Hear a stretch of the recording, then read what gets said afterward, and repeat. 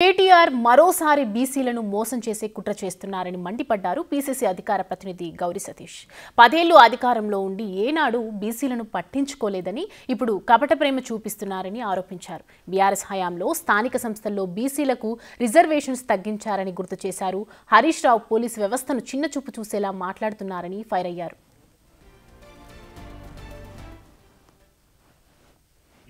TRS party working president మాజీ మంత్రి కేటీఆర్ గారు 2 పర్యాయాలు అధికారంలో ఉన్నప్పుడు బీసీల మీద లేనటువంటి ప్రేమ అధికారం కోల్పోయిన తర్వాత బీసీల పట్ల కపట ప్రేమ చూపడం అంటే మరొకసారి బీసీలను మోసం చేయడానికి మాట్లాడుతున్నటువంటి మాటలని మనం అందరం కూడా ఒక్కసారి గుర్తుపెట్టుకోవాలి.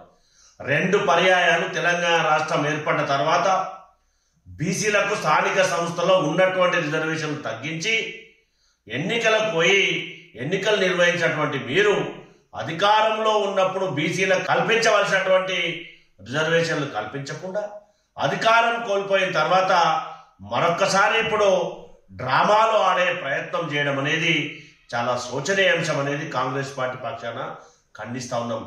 మీకు చిత్తశుద్ధి కనుక బీసీల పట్ల ఉన్నట్టుంటే బీసీలకు మీ పార్టీ అధ్యక్షులను కానీ వర్కింగ్ ప్రెసిడెంట్లను కానీ ఎందుకు చేయలేదో మీరు యావత్ తెలంగాణ సమాజానికి సమాధానం చెప్పాలా.